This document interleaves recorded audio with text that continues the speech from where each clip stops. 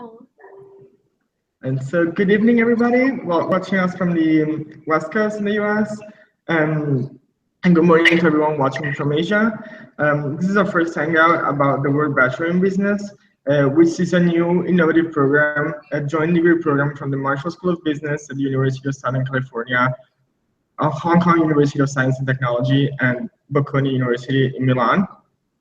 This partnership allows students with strong interest in international business to spend their first year in Los Angeles, California, their sophomore year in Hong Kong, and their junior year in Milan. And their senior year, they get to choose where they want to go back. And at the end, they get a degree from each single institution. And to explore international business in a small cohort, around 40 to 50 people. And if you're watching us, it means you're interested in applying, and you're most likely to be a senior in high school, or if you're a junior, you're more than welcome to join. And today we have some of the great friends and great people in this program, and they're going to talk to us about the application process or any tip they may have, and just share us about their experience so far. So I want to leave it to the floor and let them introduce and just say their name, their cohort, and where they're from. Hi everyone, my name is Sofia. I am from Italy and I'm in part of the first cohort. So I'm currently a senior and I am in Los Angeles at USC right now. Hey everybody, my name is Lavina and I'm from America. I'm from Connecticut and I'm currently in Hong Kong at the Hong Kong University of Science and Technology, and I'm in the third cohort. And I'm Julia. I'm from San Francisco, California. I am in the fourth cohort at USC in Los Angeles. I'm Macy. I'm also in the fourth cohort. I'm also from the SF Bay Area, but originally I live in Hong Kong. Okay, so we're also going to open the floor to questions. So anything you wanted to ask us, you can private message on our Facebook page, and we'll try to answer you live. If we're not able to make it, we're just going to reply to you individually. So the first question is, what is the application process? And do you have any tip for incoming students on how they should present themselves in the application?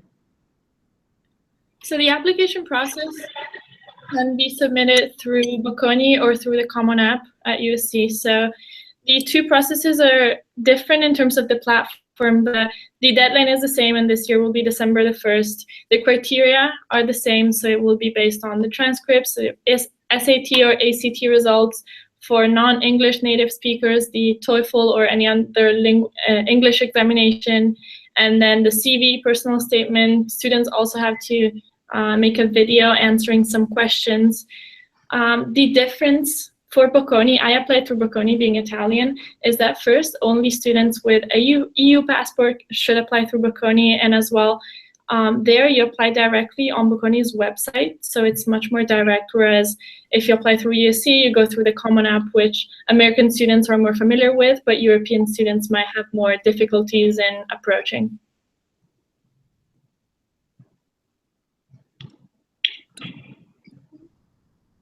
Okay, so you're all spending year like in different schools, and can someone tell us what's academic structure different from a traditional college program or a traditional business major in any of the three universities? Okay, so for WBB, in the end, we do get 3 degrees, 1 from each university. And so because of these requirements, we do have to fulfill all the degree requirements in 4 years. And so the schedule is a little more rigid than your average college schedule. However, the pro of having a more established schedule for yourself is that you don't have to really go through the stress of making a new college schedule like each semester. It is a big thing that college students do get worried over. However, for us, we have a lot of pre-scheduled classes, and so we don't have to go through the amount of worrying and counseling that most college students have to go through.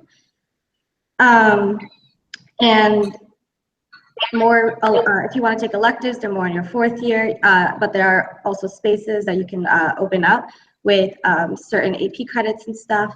I personally have a consumer behavior minor because I was able to knock out a few class slots with my AP credit. And I think each country has a bit of kind of like a concentration. So currently at HKUST, we have a lot of quantitative classes, math for economists, accounting, things like that. Yes, and I think that compared to a regular coursework at Bocconi, which is where I was supposed to go if I didn't apply to WBB, this program allows you to have a more diverse education. So in terms of the general education requirements or the business in Asia class that students take in Hong Kong, the business in Europe class that you take at Bocconi, so, and language classes because students take a Chinese language examination and then an Italian exam for non-Italians. So it really provides students with a broader and more diverse education and coursework than a regular business degree at Bocconi or USC and HKUST. Okay, so in terms of classes, of course, if you have more experience, this is a general question to everybody. What was your favorite class so far, and where did you take it? Should I go or? Yeah. Sure. I have a twofold answer to that. So on a more professional side, it would be operations management, which I took in Hong Kong. And I really enjoyed it because to me, it clicked in terms of what I wanted to focus in terms of career. And it was very interesting in the concept we learned and how you apply quantitative thinking to how the business operates and the efficiency and all that. So I really enjoyed that. And the professor at HKUST that I believe most WBB classes are learning with is a great professor. As well, another class that I truly enjoyed was Chinese because it was just very enjoyable for me to learn the language, practice it with my WBB classmates, and you really learn, not only you learn the language and of course very basic level, but as well you get an insight into the culture, which I believe is key when you're in Hong Kong to get that feeling of Chinese culture and learning the language. So that I also really enjoyed. And for me, I actually can say it's the combination of two classes here at HKUST. It's macro economics and math for economists. They really play onto each other, and being in these two classes, I feel like they kind of clarify each other almost while you're taking them. And it's just a really fascinating point of view from each side, theoretical versus mathematical, and putting it together, it really just clarifies macro and econ in general, and I think it's a really interesting subject. For me, I have two favorite classes. The first one is the one that we as WBB all take together, and it's our only business class, and it's marketing fundamentals. And I really like that one because the professor is very interactive in the way that he teaches. We've learned so much in the short time that we've been here about marketing to different demographics and different countries, different products, all of that. And another one of my favorite classes is actually, so I'm taking 18 units, so I'm taking an extra class on top of the 4 that are required by WBB structure. So I'm taking one called Launching a Startup, and that's a freshman seminar. And basically each class, we have class once a week, and we have speakers come in who are students at USC who've started their own businesses or who graduated, and it's all really cool just to hear from them. Awesome. Okay, so can you tell us a little bit more about the housing situation in each place you go, starting from USC to HKUST and eventually Bocconi? Okay, so at USC, there's a couple different housing options. You have like the traditional residence hall style, you have the suite style, and you have the apartment style. And each kind of has their own pluses and minuses. At USC, there's also the Merit Scholars dorm, Burn Grant, and so a lot of the Merit Scholars live in that one. And then there's 3 different areas at USC that people live in, and so they're each slightly different in their own ways, and I guess they have a little bit of a different atmosphere to each. The suite styles, there's 8 people usually to a suite, and so you get really close with those 8 people. Whereas the residence halls, there's 2 to a room, but the halls provide you with a lot bigger, more diverse group of people to make friends with. And so depends on preferences and where you think you'll do well, but all of them are very good. And at HKUST, all WBB people live together in actually a postgraduate dorm, but we occupy the first and second floors here. It's about 20 minutes away from campus, and which actually isn't hard to get to at all. We have basically 3 different buses that we can take, and one specifically from our hall to the school. And each group of 8 people live in a suite, and then you have a roommate, so it's 4 rooms. And the common room has a kitchenette and kind of a dining area, and then a couch and sofa area. So I don't know if a lot of people are informed about the Hong Kong living situation, but housing here tends to be really small, so we're actually very fortunate to be able to live in these kind of suite-styled dorms here. At Bocconi and Milan, you really get different options. Bocconi does offer residential dorms where students can stay, and a few WBB students stayed in the residences that they offered. But I would say most of us WBB students last year rented apartments in the city because it really gave us an opportunity to experience more the city life, and as well, Bocconi being so close to the city center, it's very convenient to find apartments. And by the time you get to junior year, you're all very close. So students just grouped up and found apartments. And just one thing I want to add about USC, the girls talked a lot about residential dorms because as a freshman, usually freshmen do live in the dorms. But then by the time you come back, if you decide to come back as seniors, there's innumerable opportunities to live off campus. There's a number of buildings that offer apartments for students, and as well, some of the WBB students decided to rent houses and stuff like that. So it really, there is a lot of variety, but I think the universities and the administration staff support students in finding the best option for each one of us. Okay, so in every single university, you take classes that are usually 16 to 18 credits, but how do you spend the rest of your time outside the classroom? And do you have any interesting extracurricular experience to share with us, and how, most generally, how do extracurricular activities differ from each university? Okay, so I can just speak for HKUST. Here there are a lot of clubs that you can join, a lot of extracurricular activities. Some of them are only open to Cantonese speakers, but most of them are for everybody, including that. They get a lot of exchange students here, so it's usually in English. I'm currently in the International Consulting Club, which just kickstarted, and it's going to be a lot of fun. A lot of WBB people actually have the opportunity to be on the board, which is really interesting because we, move around each year, and a lot of times people are on the board because of seniority, and like if you've been in the club for X amount of years. So it's really nice that we have the opportunity to be on leadership positions anyways. Just a throwback to when I was at USC. I was also on the board for the Model United Nations of Southern California, as well as involved with Alpha Phi Omega, which is the largest community service organization in America, which was a lot of fun. So yeah, there's plenty of things to do. There's a lot of professional fraternities as well, such as AK Psi and Deltas. But yeah, there's definitely no shortage of extracurriculars here at HKUST, and for sure, I'm sure back at USC. Yes, I think WBB students really do get involved in extracurriculars quite a bit. I remember freshman year at USC, as Lavina mentioned, there's innumerable opportunities from Greek life, professional fraternities, all sorts of clubs based on interests and passions. And then in Hong Kong as well, there are a number of more career-related extracurriculars.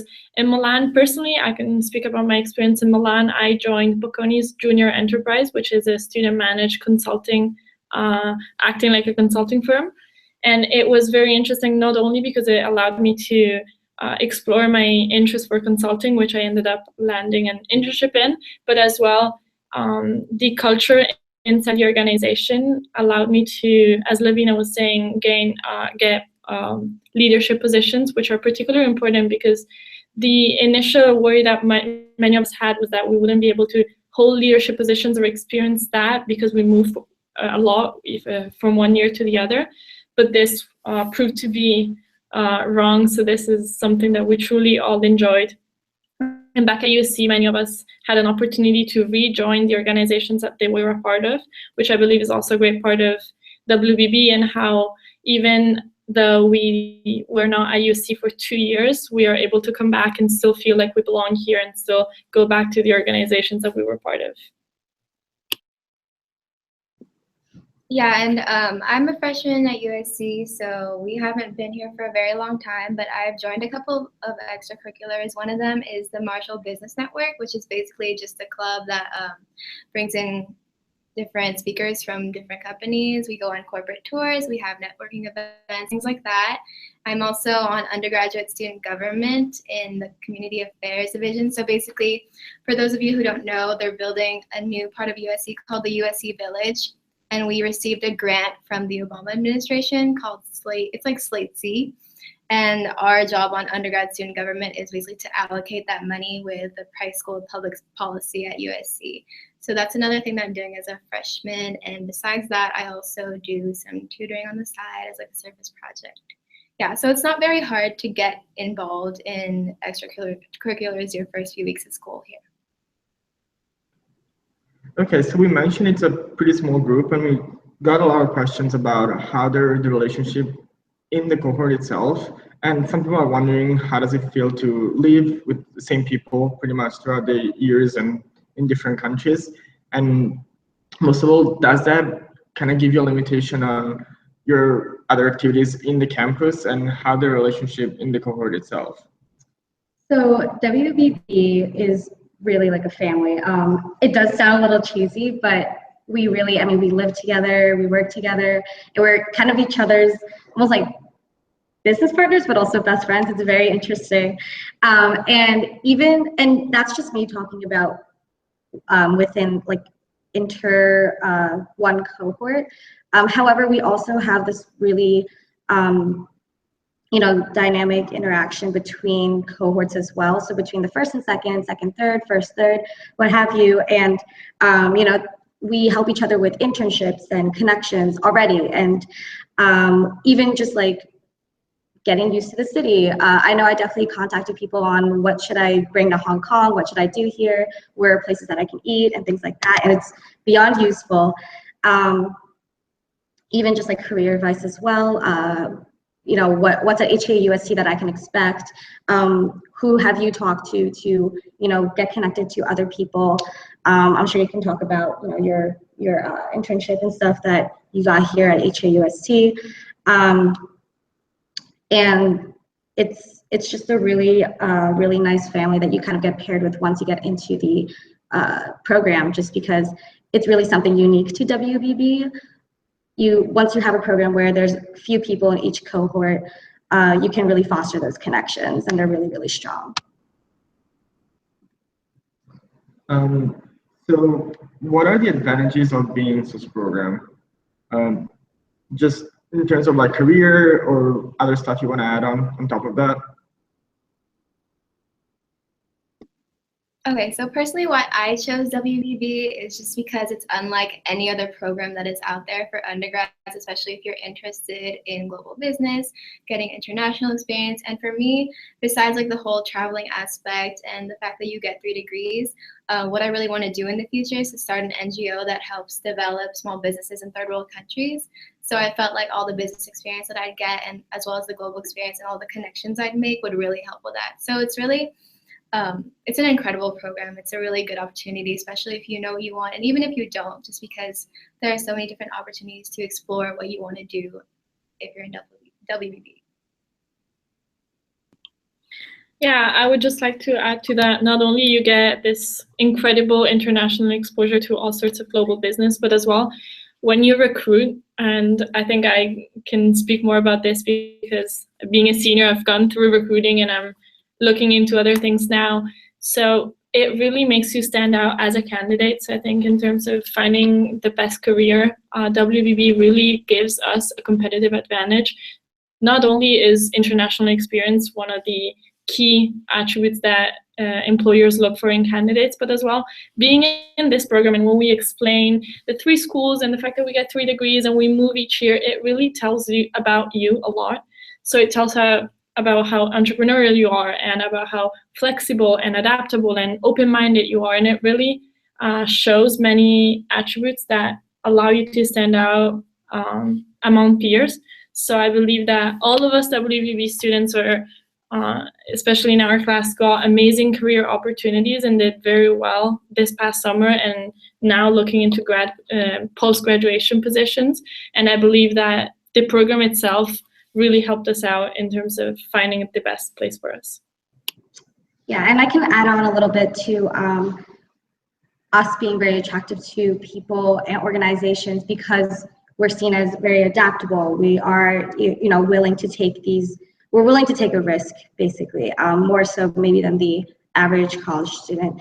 And so we sometimes get these opportunities that are really incredible. Like last year, they started a class called Global Social Impact that was only open to WBB students. And we worked with Mzingo, and we partnered with them and consulted for a lot of social enterprises in Brazil.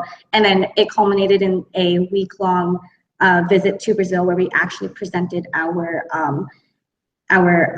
suggestions and our deliverables, which was absolutely incredible. And it was just an amazing experience that we definitely would not have had if we were not in WBB. So just things like that happen all the time, and it just makes WBB like that much greater of a program. Okay, so we got a couple of questions in the meanwhile, and they're mainly on the application process again, and they're asking us about SAT scores or like just tips they have on like accomplishment. So what is your suggestion?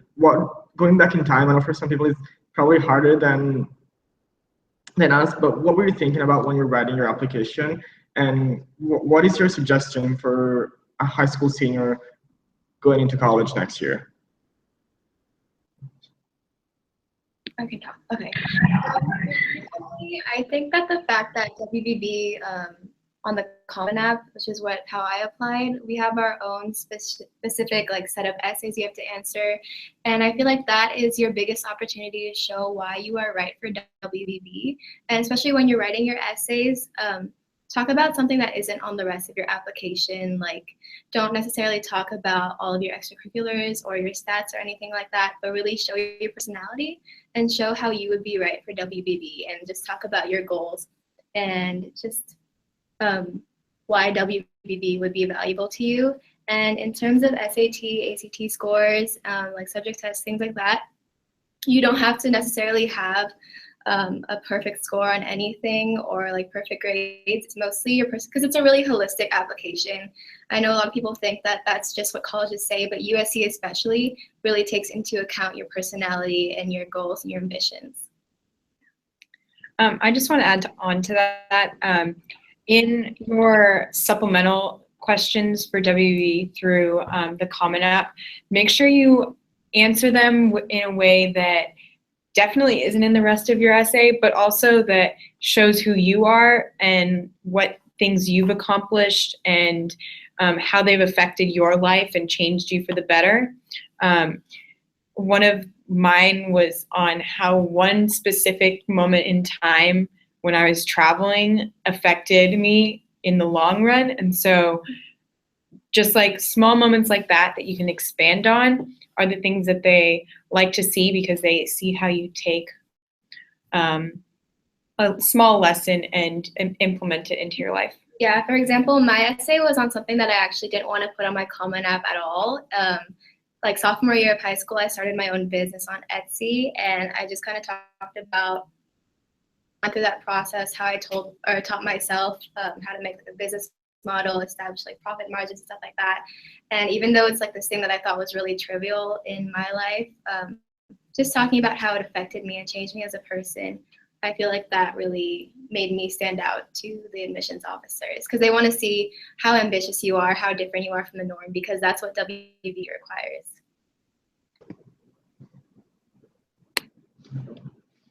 You can go. You can go. Could you just repeat the question? It was application. Application, like. I mean, basically, I think they fourth cohort did a really good job of answering that question. I think really what I can say, just to recap, is to really show genuine passion, genuine interest in what you've done, and to show that it really has affected you as a person, and you can convey that to the admissions officers. It's not just something that you put on your resume. It's not something you just put on your application in high school because you thought it would look good for colleges. It's actually something that you genuinely enjoy, and something that makes you who you are. I think that's just probably one of the most important things that WB really takes into account. Okay, so if I can add something to that, because I think part of the question also included something about SAT scores. So I just want to add, don't focus too much on SAT scores, grades, and all that, because first of all, especially with the SAT, there's not really thresholds and limits because you have applicants from all over the world, students in Europe. Some of them don't even know what the SAT is a month before taking it. One is over here. So there really is no focus on specific numbers, especially because WBB is so much more than an academic program. There's the international side of it and the traveling and the adapting to new cultures side of it, that having a perfect SAT score or a 4.0 GPA in high school will not help you when you're in a complete, on the other side of the world trying to figure out how to get home or whatsoever. So they really look at a holistic application and look at your profile 360 degrees. So don't worry too much about the numbers, and it's really not a conventional university program, so don't approach it in a conventional way. Okay, so this was it for our questions, and if you come up with other questions, you can always message us on our Facebook page, and also you should follow us on Facebook. We have our official page from the 3 cohorts from 3 universities, which is the word Bachelor in Business, and then you can follow us on Instagram just if you want to have a different perspective on how's life in 3 continents. And this video will be posted on YouTube on our channel, and you can watch it as many times as you want just to refresh. And in case you want to hear some other stories, we have 2 more Hangouts coming up. And they're going to be on the 15th of October and on the 22nd, if I'm not mistaken, or the dates and events are all posted on Facebook. And if you have other questions more specific about admission or anything you want to hear about the university perspective, feel free to email the 2 universities. Their emails and phone numbers are posted on the websites. And also, thanks for watching, and we want to wish you good luck in your application process, and we might see you next year. Thank you, guys.